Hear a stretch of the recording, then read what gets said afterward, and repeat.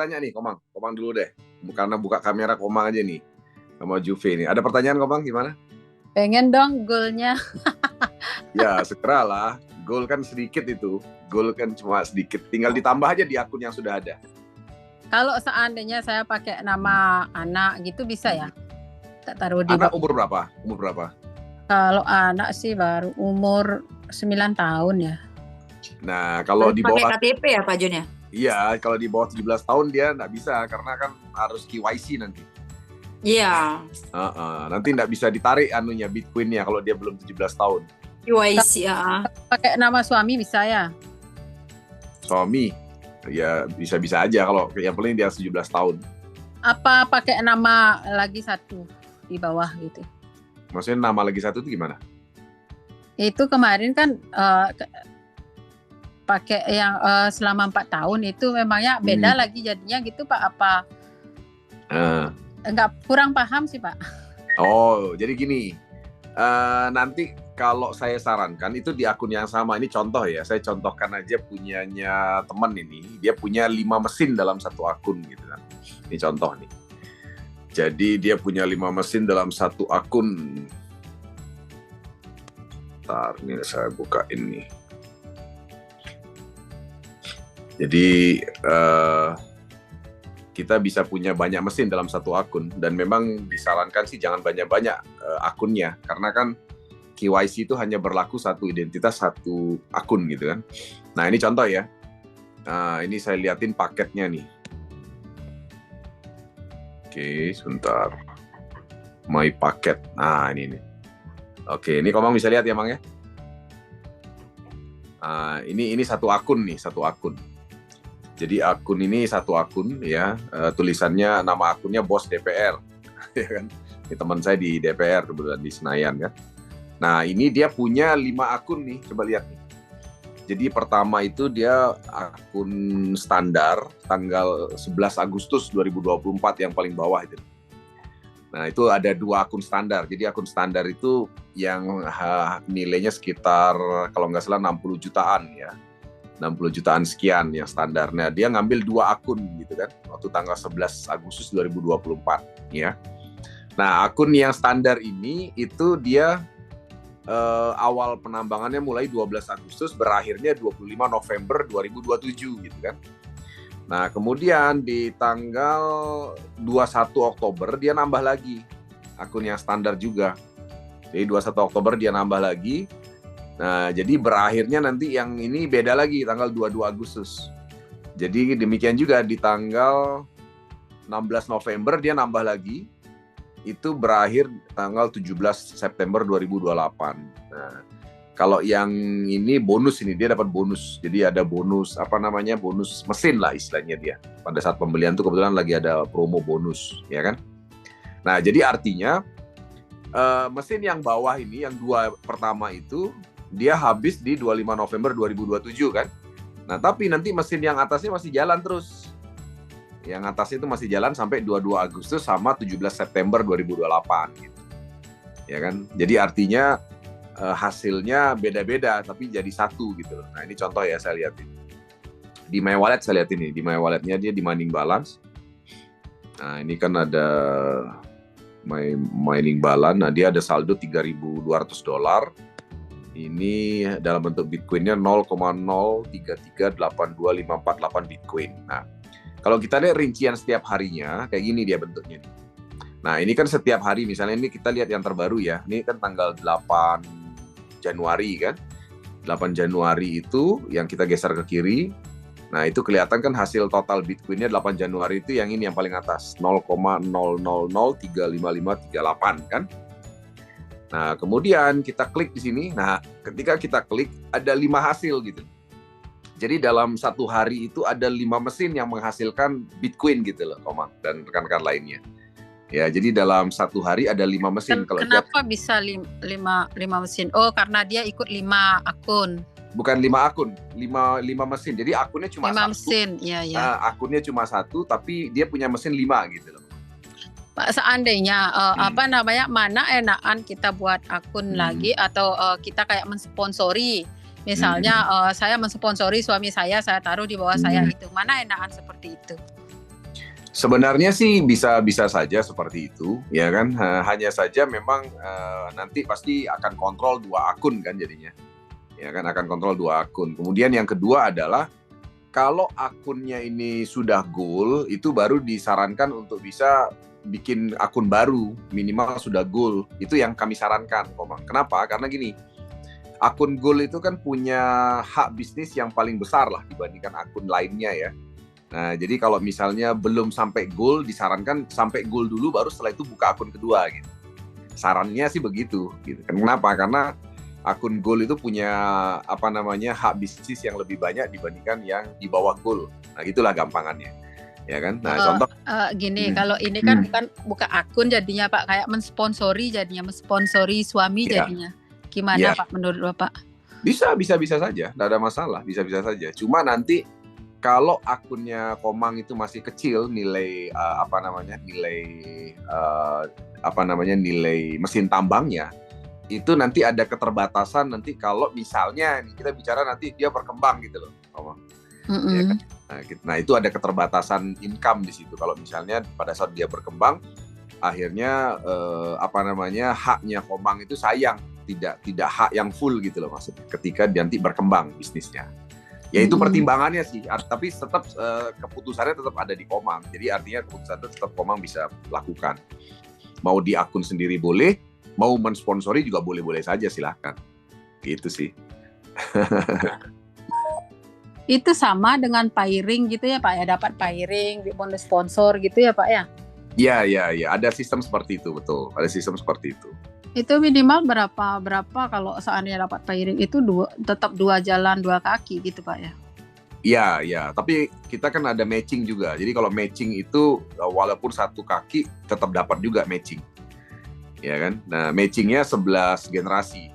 Nah, cuma itu dia, untuk mendapatkan matching yang maksimal dan pairing yang maksimal, kita itu harus punya level yang tinggi gitu loh. Artinya ya Pak ya. Kenapa? Minimal goal ya. Ya artinya memang disarankan kalau bisa goal gitu kan, karena goal itu kan ininya maksimal gitu, hasilnya jadi maksimal. Dan selain itu hak bisnisnya juga maksimal gitu sih. Oke. Tapi sekali lagi akun saya Kenapa? Goal gitu ya Pak ya. Ya sebaiknya gitu, Komang goal dulu, setelah itu kalau nambah yang akun kedua dan seterusnya baru nanti tambah gitu kan di bawahnya. Saran saya sih begitu. Seperti saya juga begitu. Keren. Nanti bisa japri pribadi nih Bu Mang. Pak Jun. Kenapa Pak? Nanti bisa privat ke Pak Jun langsung, keren nih. Iya. Mantap semangat. Saya lihat postingannya Pak Jun di FB itu panas lihatnya loh. Iya, nanti bisa privat Bu Mang. Keren. Iya. Ayo semangat lanjut. Ya memang soalnya Bitcoin ini bakal kencang juga nih harga Bitcoin ini memang, ya kan? Nah, oke. Saya sambil, ya silakan Komang kalau ada lagi ya. Saya sambil jawab ya ini. Jawab dapat. Billy, oke. Billy tadi udah saya hasil miningnya tadi Billy udah saya contohin ya Billy ya. Tadi udah bisa lihat ke Billy ya kan.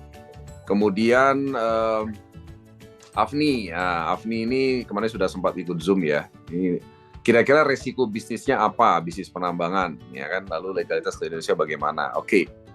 Jadi karena ini bisnis real, ya resikonya itu adalah resiko bisnis real gitu kan. Apa itu resiko bisnis real? Resiko bisnis real itu ini contoh ya, Afni ya. Kita bicara lokasi penambangan ini kan benar-benar ada soalnya kan. Nah, dan terus terang dalam perjalanan 5 tahun terakhir ini memang ada beberapa resiko yang sudah terjadi. Ya contoh misalnya kita bicara coronavirus, itu resiko kemarin. 2020 terjadi coronavirus dan akhirnya ada travel warning. Nah, travel warning itu membuat akhirnya kan orang nggak bisa bepergian. Termasuk tim daripada Mindbase, provider penambangan juga nggak bisa pergi ke lokasi tambang kan. Nah, jadi pada saat coronavirus itu sempat ada satu momen di mana memang ada mesin-mesin yang mengalami kerusakan itu tidak bisa dihandle oleh mereka, ya kan. Kemudian satu contoh lagi kejadian Cina. Ya, ini sambil jawab sekalian punyanya Billy nih, pertanyaanku Billy ya mengenai Cina ya. Cina itu tahun 2021 itu mengusir penambang Bitcoin, ya kan, dan mengilegalkan semua transaksi Bitcoin, nggak boleh di Cina gitu kan. Nah, kenapa? Karena gini, Ko Billy, dulu itu Cina itu melarang Bitcoin tahun 2021 itu karena penambangan Bitcoin di Cina itu kan pakai batu bara sama minyak. Nah, itu menimbulkan polusi udara yang sangat kencang di Cina saat itu, ya kan? Nah, dan kesedot semua energi daya listrik Cina tuh kesedot ke penambangan karena banyak sekali penambangan Bitcoin di Cina saat itu. Nah, tapi yang dampak besarnya adalah polusi udara memang saat itu, ya kan? Nah, sehingga akhirnya gara-gara itulah pemerintah Cina mengusirlah penambang Bitcoin gitu kan. Jadi mereka nggak mau ada penambang Bitcoin di negaranya pada saat itu, ya kan? Nah, tapi dan juga waktu itu pemerintah Cina melarang juga rakyatnya untuk bertransaksi Bitcoin pada saat sejak 2021, ya. Nah, namun negara Cinanya sendiri masih nyimpan Bitcoin, ya kan. Sampai hari ini mereka nyimpan sekitar hampir 3.000 Bitcoin, ya, sampai hari ini, ya. Nah, namun di awal 2025 ini, akhir 2024 November kemarin tepatnya, itu negara Cina membuat satu statement yang luar biasa dan ini menurut saya perubahan besar, ya kan. Nah, kenapa perubahan besar? Karena ternyata negara Cina itu memutuskan untuk akhirnya menerima Bitcoin layaknya aset kayak properti, ya kan? Jadi dia belum melegalkan untuk transaksi. Nah, sama statusnya kayak di Indonesia. Jadi Indonesia ini statusnya hanya sebagai aset investasi, belum boleh sebagai alat transaksi. Contohnya kita belanja pakai Bitcoin itu nggak boleh di Indonesia, ya. Nah, itu dia. Ya, jadi artinya itu sebabnya kenapa Cina dan kita mengalaminya karena kita punya lokasi tambang kan di Cina juga, ya, makanya lokasi tambang kita termasuk yang diberesin waktu itu, ya. Jadi mesin tambangnya ada 160.000 mesin rig itu dikumpulkan di satu gudang dan yang celakanya dicuri oleh orang Cina saat itu di tahun 2021, ya kan. Nah, akhirnya perusahaan itu harus menghandle masalah hukum yang terjadi karena kasus ini. Ya, jadi kasus itu dihandle oleh perusahaan dalam 2 tahun. Nah, pencurinya dihukum 15 tahun penjara, tapi aset si pencuri 2.000 Bitcoin itu akhirnya diambil alih, ya kan? Nah, itu resiko-resiko yang sudah terjadi. Yang Cina diusir dan akhirnya yang mesin-mesin di Cina itu kan dialihkan ke Latam dan kemudian sebentar lagi ke Dallas dan sebagainya. Kemudian di Kazakhstan juga, tadi kan sudah sempat dengar ya rekan-rekan ya. Juga kita punya lokasi tambang. Nah, itu juga sempat terjadi kerusuhan massal yang membuat tambangnya berhenti 6 bulan dan saya juga alami. Jadi saat itu penambangan saya berhenti 6 bulan. Ya kan. Nah, tapi setelah on lagi dilanjutkan ya dan diberikan kompensasi 1 tahun. Jadi 6 bulan berhenti, maka diberi kompensasi 2 kali lipat. Jadi 1 tahun kompensasinya. Ya. Nah, jadi itu yang sudah terjadi. Nah, yang saya maksudkan adalah itu resiko-resiko yang bisa saja terjadi dalam dunia penambangan. Tapi yang menarik adalah kalau kita lihat Minebase masih tetap ada sampai hari ini. Walaupun begitu banyak hal yang terjadi, ya kan? Nah, makanya kenapa saya sangat believe sekali dengan company ini karena begitu banyak kejadian yang terjadi, mereka masih berdiri tegak sampai hari ini. Ya, dan bahkan masih berinvestasi baru lagi di Dallas, Texas membeli lokasi tambang baru. Karena memang mereka terbukti berhasil melakukan yang namanya penambangan Bitcoin dan terbukti berhasil, ya. Nah, kemudian legalitas ya. Ini Afni bertanya masalah legalitas. Di Indonesia memang legalitas itu baru berkenaan dengan trading Bitcoin. Ya, belum ada legalitas berkenaan dengan penambangan Bitcoin. Ya kan. Nah, saya kebetulan pernah nanya juga ke DP Rindak kan. Ini ada bisnis penambangan Bitcoin, kira-kira bagaimana untuk legalitas di Indonesia? Pertanyaan mereka satu, tambangnya di mana? Nah, jawaban saya tambangnya bukan di Indonesia. Nah, kalau tambangnya bukan di Indonesia, ya jelas kamu ngapain minta izin di Indonesia, itu jawaban mereka. Terus yang kedua, saya tanya balik begini, kalau seandainya lokasi tambangnya di Indonesia, apakah bisa minta izin perusahaan di Indonesia? Jawabannya tidak bisa juga. Kenapa? Karena aturan atau undang-undang mengenai penambangan Bitcoin di Indonesia belum diatur oleh pemerintah kita. Ya, nah jadi jawaban mereka adalah sesuatu yang belum diatur oleh pemerintah kita, itu juga tidak bisa dilarang gitu loh maksudnya. Ya, karena belum ada undang-undangnya, ya kan? Nah, jadi oleh sebab itu, makanya dalam transaksi yang kita gunakan dalam melakukan bisnis penambangan iMine ini adalah memang sangat disarankan agar setiap pengguna Afni itu ya, itu melakukan transaksi di akun mereka masing-masing. Dalam hal ini adalah Indodax. Nah, Indodax itu sebenarnya kita udah melakukan trading dan trading itu udah ada undang-undangnya. Jadi trading itu maksudnya adalah merubah misalnya rupiah itu menjadi Bitcoin. Nah, itu namanya trading. Nah, itu sudah ada undang-undangnya. Ya, nah jadi makanya dilakukan sendiri dan kemudian ketika melakukan pembelian mesin tambang atau penyewaan mesin tambang dalam hal ini iMine itu transaksi sendiri lewat Indodax. Ya, nah oleh sebab itulah makanya kenapa iMine ini kan belum ada perusahaan di Indonesia, ya kan, dan tidak ada yang namanya rekening PT daripada iMine belum ada, karena memang tidak ada PT-nya di Indonesia, ya kan?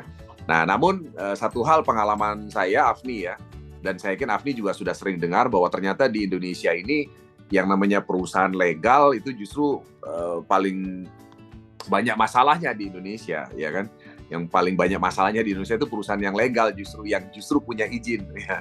Satu contoh misalnya Afni mungkin udah dengar lah ya, banyak sekali kan perusahaan asuransi ya seperti Jiwasraya, Bumi Putra, ada Indosuria, ada Indo Sterling, ada Wana Arta Life, ya kan? Kemudian banyak sekali perusahaan-perusahaan yang justru di bawah OJK itu yang scam di Indonesia dan jumlahnya gila-gilaan gitu ya. Nah, jadi maksud saya adalah Afni, tidak mesti yang namanya perusahaan legal itu lebih aman dibandingkan perusahaan yang belum ada legalitasnya. Yang penting adalah kita lihat dulu prospek dan profil resiko bisnisnya dan bagaimana pengalaman mereka selama ini itu. Ya gitu ya Afni ya. Silakan Komang, gimana Komang? Ada yang mau ditanya? Oke, Pak. Ini kan kita kontrak selama 4 tahun ya. Misalnya kita masangnya 1 juta kan gitu. Anggap kita kontrak 1 tahun. Nah, yang 1 juta ini dalam waktu 4 tahun itu kita tarik apa hanya bunganya aja setiap ininya selama 4 tahun itu aja dapat?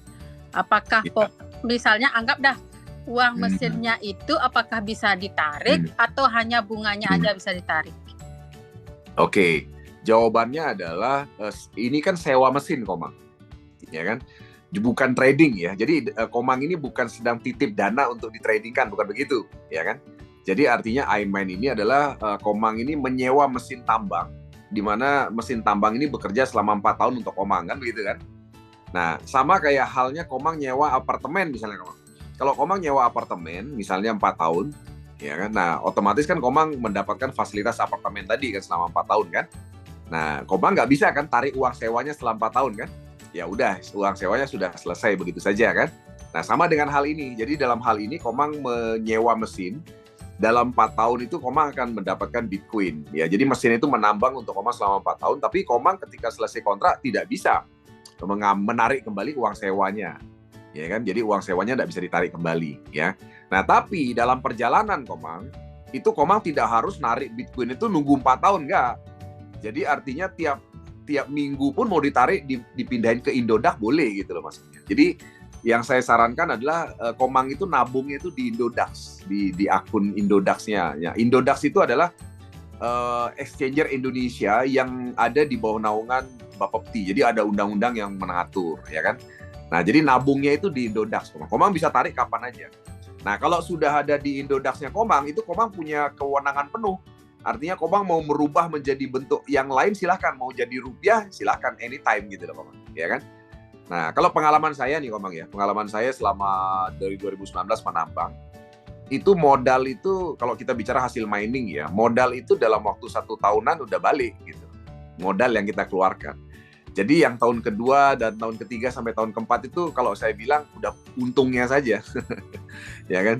Kalau pengalaman saya ya Komang ya. Nah, jadi apalagi kalau sekarang ini saya lihat ya, kalau dulu terus terang waktu saya nambangnya itu masih di Kazakhstan, itu terus terang hasil miningnya lebih kecil daripada yang sekarang. Kenapa? Karena ternyata dulu itu kan dia menggunakan batu bara sama minyak pada saat menambang Bitcoin. Ya, nah pada saat itu saya ingat sekali beban biaya listrik yang dibebankan ke kami itu lebih tinggi Komang. Kalau sekarang itu dia 0,032 USDT per kWh. Ya, nah ini sekalian saya jawab pertanyaannya Billy. Jadi biaya listrik sama maintenance itu tetap tidak berubah selama kontrak. Karena dia kontrak sifatnya. Jadi dia tidak berubah selama kontrak. Selama 4 tahun itu biaya listrik maintenance-nya tidak berubah. Tetap 0,032 USDT per kWh. Nah dulu pada saat saya di Kazakhstan nambangnya, itu biaya listrik yang dibebankan ke saya itu adalah 0,05 USDT per kWh. Jadi lebih tinggi gitu loh maksudnya. Nah, sekarang yang isi di sini yang di Latam ini kenapa dia bisa lebih murah? Karena dia tidak menggunakan batu bara sama minyak lagi, tapi dia menggunakan gas bumi. Ya, gas bumi. Jadi gas bumi itu green energy mining. Jadi dia tidak lagi menimbulkan yang namanya polusi udara, tidak menimbulkan emisi gas buang, dan gas buminya itu dibuang oleh pemerintah Argentina. Jadi sebenarnya dibuang saja oleh pemerintah Argentina dan dimanfaatkan oleh Mindbase untuk melakukan penambangan. Nah, makanya lebih murah biaya listriknya dibebankan gitu. Ya. Gitu ya, Komang ya. Semoga bisa menjawab ya. Nah, jadi kalau perhitungan saya sih kalau sekarang bisa lebih cepat dari 1 tahun, Komang. Kenapa? Karena sekarang ini kalau saya perhatikan harga Bitcoin itu cukup cepat kenaikannya dibandingkan sebelum-sebelumnya. Karena belakangan ini kan saya yakin Komang udah dengar banyak berita lah. Yang beli Bitcoin sekarang ini tuh udah bukan individu lagi. Kalau dulu tuh banyak individu. Nah, saya pelajari dalam beberapa minggu terakhir aja nih ya. Dulu sempat pada saat beberapa kali akhir tahun ketika harga Bitcoin terkoreksi minus 2%, 3%, itu biasanya diikuti dengan penurunan yang dalam. Kenapa? Karena kalau dulu itu banyak yang punya Bitcoin itu padahal pada individu. Nah, para individu ini kan orang yang dalam tanda kutip rentan dengan isu. Jadi artinya ketika dia harga Bitcoinnya turun sedikit saja, pada panik jual gitu. Nah, karena pada panik jual akhirnya harganya drop, ya kan? Nah, tapi kalau saya ikuti dalam 2-3 minggu belakangan, kalau teman-teman perhatikan, harga Bitcoin dalam 2-3 minggu belakangan ini kan naik turun. Dari 1,6 M, turun lagi 1,5, naik lagi 1,6, turun lagi 1,5. Ini udah 3 kali kayak gini dalam 3 minggu. Ya kan? Nah, maksud saya adalah, sekarang itu investor Bitcoin yang ada di dunia itu udah lebih dewasa. Jadi mereka itu sekarang menyimpan Bitcoin itu bukan tujuan jangka pendek lagi. Nah, kalau dulu, Komang ya, dan teman-teman lainnya, itu dulu orang agak sensitif dengan adanya minus 1-2%, mereka udah panik sell gitu, kalau dulu. Nah, tapi kalau sekarang nggak begitu.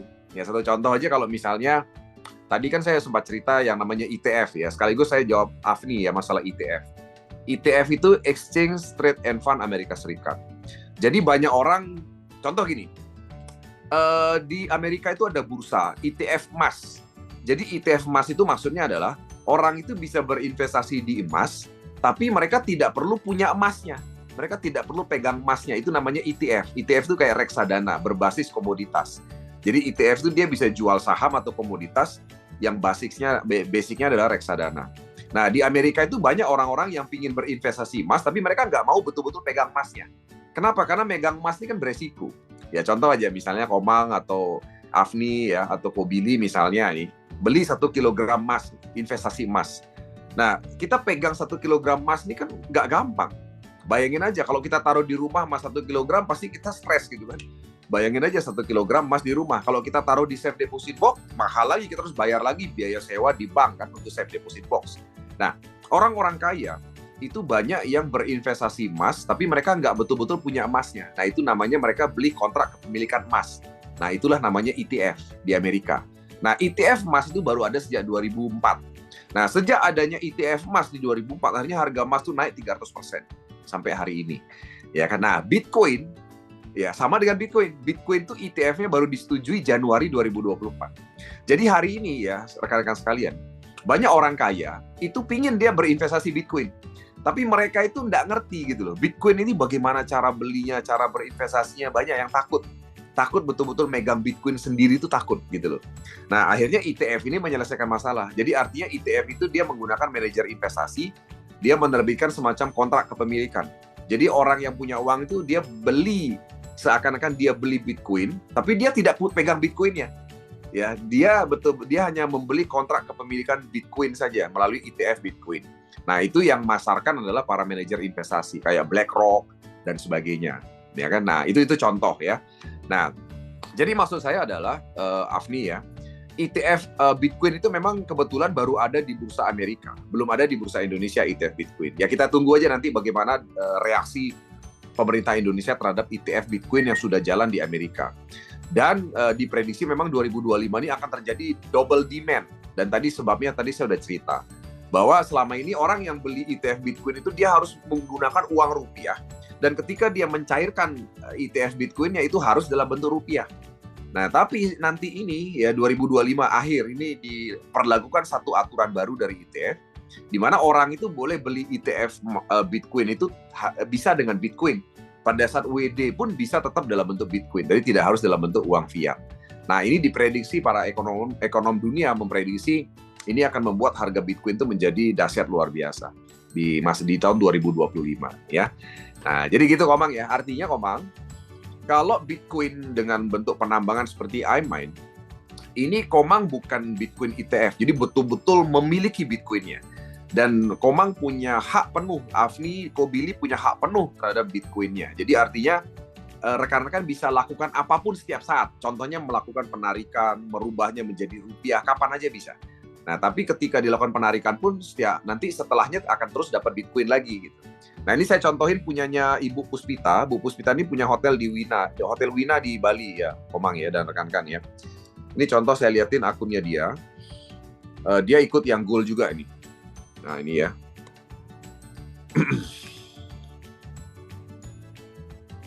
Sorry, jaringan saya sebentar. Oke, ini saya bukakan. Nah, ini Bu Puspita, namanya Puspita 999 ya. Nah, kebetulan karena teman memang dia percayakan saya untuk mengontrol akunnya. Tapi tetap emailnya itu hanya ada di dia gitu loh. Jadi artinya saya nggak bisa transaksi karena semua harus verifikasi emailnya yang bersangkutan kan. Nah, ini paketnya nih, lihat ya. Paketnya dia ini saya lihat paket saya. Nah, ini paketnya. Paketnya adalah emas gold. Ini dibeli tanggal 29 Oktober 2024. Tanggal mulai penambangan 30 Oktober, tanggal berakhirnya 30 Agustus 2028. Ya, jadi sekitar 3,8 tahun lah ya. Nah, ini namanya Puspita ya, Puspita 999. Nah, orang Bali juga nih kalau nggak salah, iya orang Bali nih, lihat nih di namanya nih. Ini namanya nih. Niluh Kade Ayu Puspitawati ya kan. Nah, ini saya liatin contoh hasil miningnya ya. Saldo penambangan, dia sempat narik gitu loh, Komang dan rekan-rekan lain. Ini saya liatin dia sempat narik, kalau nggak salah di sini sebentar saya liatin ya. Nah, ini. Nah, ini ya. Nah, ini lihat di yang merah ini narik ini. Nah, ini. Jadi dia itu kan mulai dapat itu awal November kan. Nah, tanggal 14 November, ini lihat tanggalnya, dia narik ini yang warna merah. Nah, ini yang warna merah ini dia narik. Nah, dia narik ke Indodax-nya. Jadi withdrawal, itu tulisannya withdrawal gitu. Nah, ini withdrawal ya. Withdrawal. Nah, ini ID transaksinya kelihatan, withdrawalnya itu ID transaksinya kelihatan. Nah, ID transaksi ini kita bisa cek di blockchain. Nah, ini adalah salah satu cara kita juga untuk mengecek apakah e-mine ini betul-betul menambang atau tidak gitu loh. Nah, kita bisa cek ID transaksi ini, kita masukin dalam Bitcoin Explorer dan kita akan bisa tahu bahwa ini betul-betul dari penambangan, ya kan? Bukan dari wallet perusahaan gitu loh. Nah, jadi kalau kita bicara contoh kalau namanya bisnis money game itu kan kita dapat hasil itu bukan dari penambangan. Ya, kalau Bitcoin yang money game itu kan banyak di luar sana. Nah, kalau kita cek ID transaksinya, kita akan lihat ternyata sumbernya itu dari 1 atau 2 alamat wallet atau nomor rekening wallet gitu istilahnya. Nah, tapi kalau kita cek ini, itu kita bisa tahu bahwa ini sumbernya adalah dari betul-betul penambangan. Ya. Nanti saya akan contohkan. Nah, yang saya mau tunjukkan ke rekan-rekan adalah begini. Bu Puspita itu sempat narik tanggal 14 November ini sebanyak 0,0056477 Bitcoin atau nilainya setara dengan 509 US dollar. Ditarik kemana? Ditarik ke Indodax-nya Bu Puspita. Ya kan? Nah, jadi ditarik. Ya, nah setelah sampai di Indodax-nya Bu Puspita, ya Bu Puspita saja yang punya kewenangan. Saya udah nggak tahu karena itu kan akun Indodax-nya Bu Puspita sendiri. Artinya Bu Puspita mau merubahnya jadi rupiah atau mau disimpan tetap dalam bentuk Bitcoin di Indodax juga boleh. Gitu. Ya silakan saja. Nah itu yang dilakukan oleh. Nah jadi setelah ditarik ini dihabisin nih tanggal 14 November ini dihabisin nih saldonya. Nah di hari esoknya langsung dapat lagi kan? Ini kan tanggal 14. Nah tanggal 15 dan seterusnya nih ke atas nih dapat terus kan tiap hari. Dapat $40, $41, $41 terus tiap hari dapat terus, ya kan? Nah jadi setelah ditarik, jadi nariknya bisa kapan saja Komang dan rekan-rekan lainnya. Ya, nah ini kalau kayak Bu Puspita ini kan kalau teman-teman hitung ya lumayan kan. Ini karena dia waktu itu lagi ada masa promo, dia dapatnya agak gede nih teman-teman. Kalau menurut saya ini dia gede nih. Ini lebih gede dari punya saya. Jadi dia dapat itu sehari Bitcoin itu rata-rata kalau teman-teman kalikan ya sekitar $40 itu kan hampir 700.000 ya. Hampir 700.000 rupiah setiap hari dia dapat, ya kan?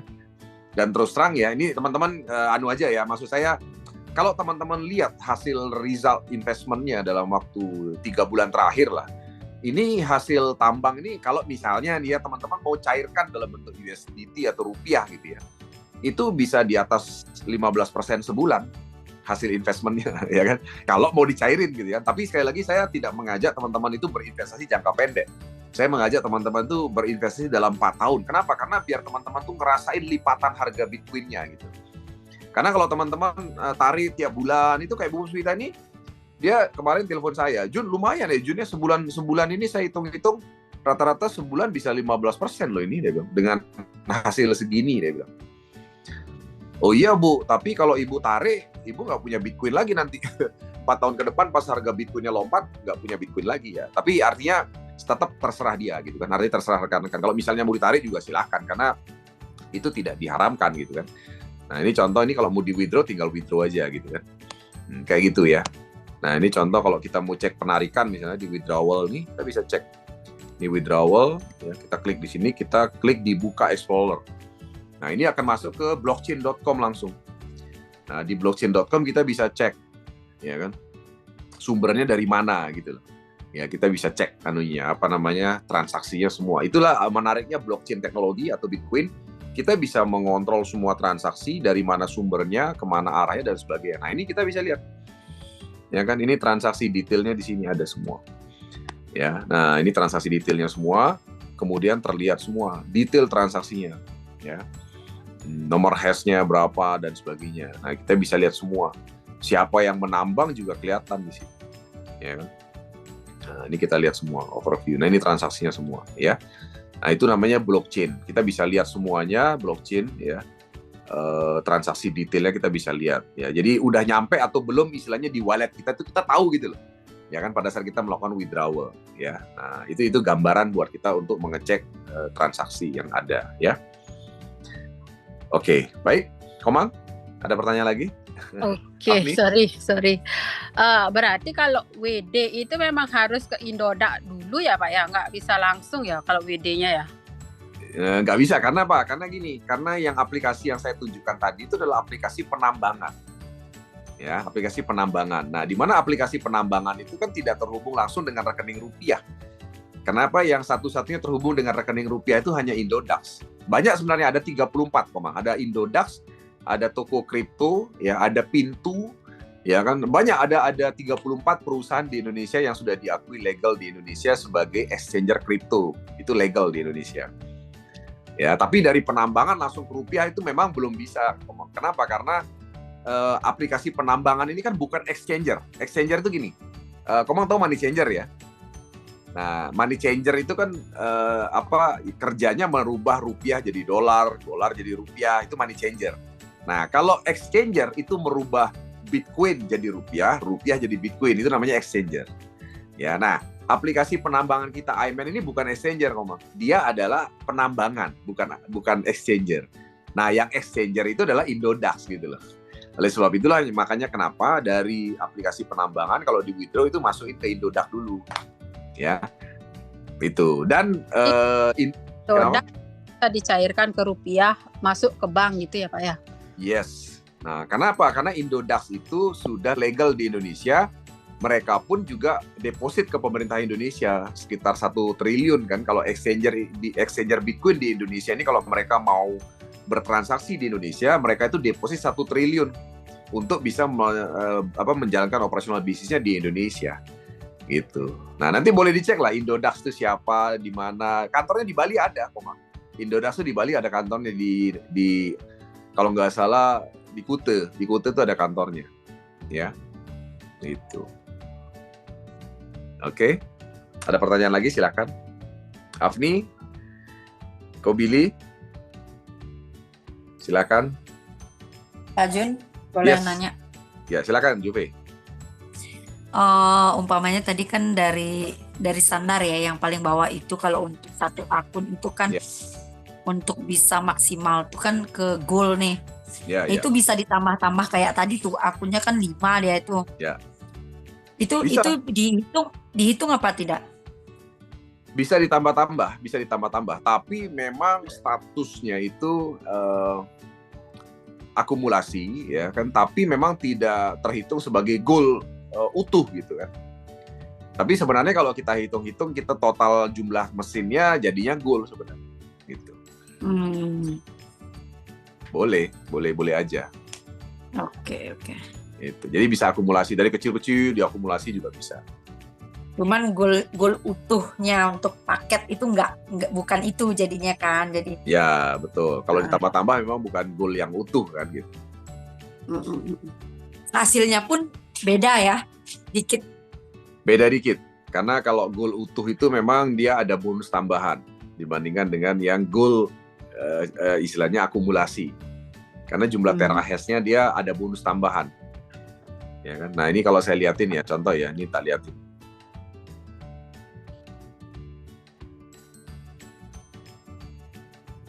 Misalnya ini, oke. Nah ini dia nih.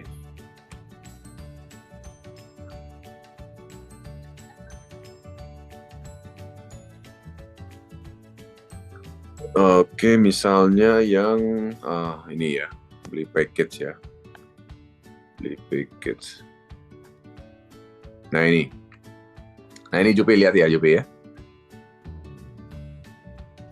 Ini kan contoh nih mesin standar misalnya. Ini kan ada mesin standar, ada mesin basic, ya, ada mini, ada mikro, ada nano gitu kan. Nah ini contoh ya. Nah yang gold itu ini loh. Ada tambahan ini loh yang di bawah ini. 714 plus 50 terahash gitu loh, kelihatan di situ. Ya kan kelihatan anunya bonusnya itu 50 terahash gitu. Kelihatan Jupi ya. Jadi kalau goal yang istilahnya akumulasi hanya dapat totalnya 714. Tapi kalau goal yang langsung itu dapatnya 714 plus 50 terahash gitu loh. Kekuatan mesinnya. Nah, itu bedanya. Ya. Tapi ini masih masih promo ini. Ya, nah ini just info buat Komang. Sekarang kita itu lagi dalam masa promo, Komang. Nih lihat ya, ini kan ada promo kan, diskon hash power. Promonya sampai kapan Pak Jun? Promonya ini cepet-cepetan, karena gini, nih ya promonya saya liatin ya. Ini kan terlihat nih, penawaran terbatas stok, diskon hash power left 28%.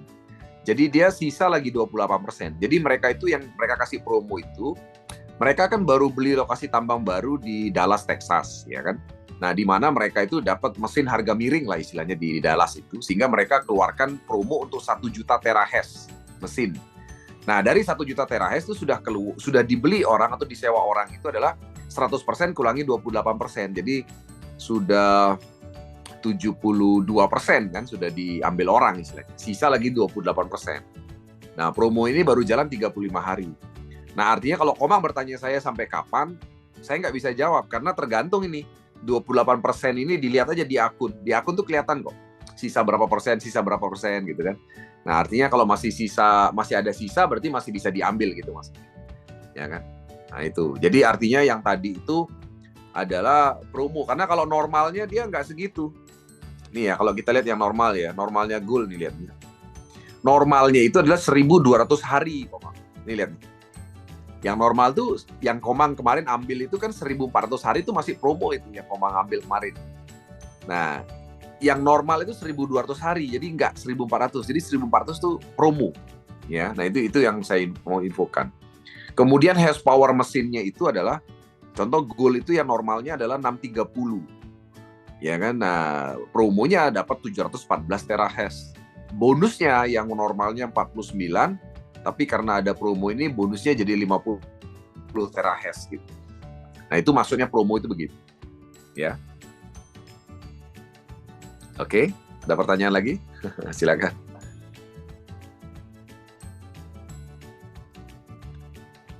Gimana? Komang, Afni, Kobili?